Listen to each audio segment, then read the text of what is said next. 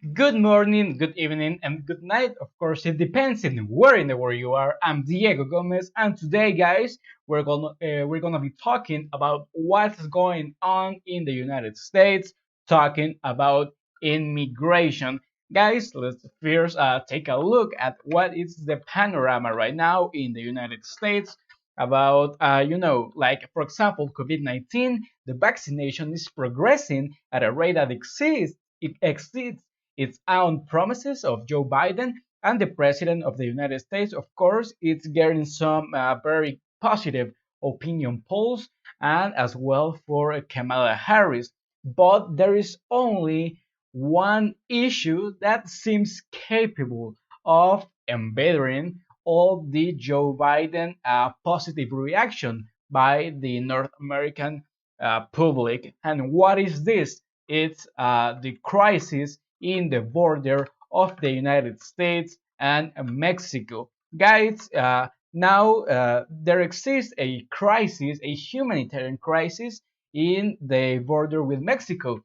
Thousands of people, many of them are under 18 years old, are attracted by the change towards to a more humane living in the United States, better conditions for living in the USA, and of course this saturate the reception structures of the Biden's administration. Now there is one important fact about this, and what I'm going to talk about is about the data about the immigrations, the detentions on the border of United States and Mexico. A very important fact: arrests for illegally trying to cross the border already at their highest figures in the decade. During the final months of Donald Trump's presidency have just go higher and higher since Biden's arrival in the White House on January 20 of 2021. Very important fact, since Joe Biden is in the White House, the arrest for illegally border crossing just go higher and higher. For example, there were 100,000 arrests from February, a 28% increase over the previous months, and in March there is a rate of 4,000 arrests per day. 4,000 arrests daily, and this total figure may be even higher. Many of these migrants are also unaccompanied minors that are just run away from poverty and violence in Central America and South America. Another very important fact about these children that are trying to immigrate to the United States is that the number of migrant children who are in the U.S.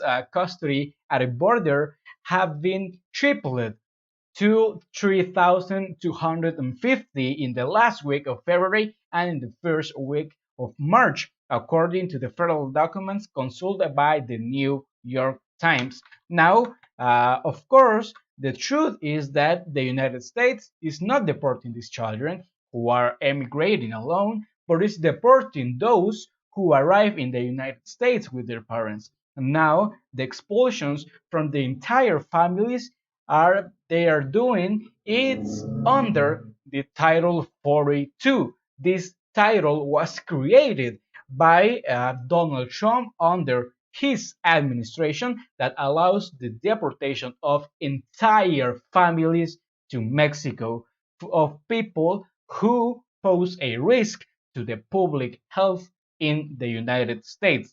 Now, something that happened yesterday, Wednesday, Joe Biden raised the urgency of this humanitarian crisis on the southern border by entrusting his vice president, Kamala Harris, this with the task of stopping the arrival of immigrants by strengthening diplomatic agreements with Mexico and the three Central American countries known as the Northern Triangle, Guatemala, El Salvador, and Honduras, from most of the immigrants embark on their way to the United States. And here I have for you the exact moment on where Wednesday Joe Biden entitled and trust Vice President Kamala Harris on this very important task to enforce and try to stop the illegal immigration from immigrants from Central America and South America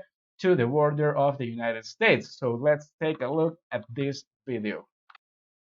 But I've asked her, the VP, today, because she's the most qualified person to do it, to lead our efforts with Mexico and the Northern Triangle and the countries that help. We're going to need help in stemming the movement of so many folks, stemming the migration to our southern border. And, back when I was vice president, I got a similar assignment, but one of the things we did was we made sure that we got a bipartisan agreement with Democrats and Republicans to provide over $700 million to the countries in the Northern Triangle to determine the best way to keep people from coming is keep them from wanting to leave. These were the official declarations by Joe Biden yesterday on Wednesday, March 24th. And what he says, and very important, what he says in this video is that Biden noted that Harris' previous work as California Attorney General especially empowers her to lead the administration response to this humanitarian crisis in the border of United States and Mexico. At the time with the president right now, Joe Biden is struggling to show to the Americans that he's taking this very seriously after facing some harsh and a very hard criticism from Republicans as the flow of immigrants has increased since he took the office in January. And another fact that he mentions during these declarations yesterday is that the new role of the vice president is similar to the one that Biden already played during the Barack Obama administration, in which he held the same position. Now, one more important thing about what Biden says yesterday is that the increase that they are dealing right now start during the last administration, during the Trump administration, but is his responsibility to treat it humanely and stop what is happening. Also, Biden said that this increase has been consistent. So, guys, right now, this is the immigration situation in the United States. And of course, as always, I invite you to chat in the comment section and tell me what do you think about what first Joe Biden is doing in the United States, and you can also tell me what do you think that some countries on Latin America should do to protect immigrants and try to contrast what the amount of immigrants that are going to the border of the United States. I'm talking about Mexico with Andres Manuel Lopez Obrador. I'm talking about Guatemala with President Alejandro Yamatei, El Salvador with President Bukele, and Honduras with President Hernandez, what they should do to try to contrast and try to have less immigrants trying to go to this North American country. You can tell me right down here in the comment section.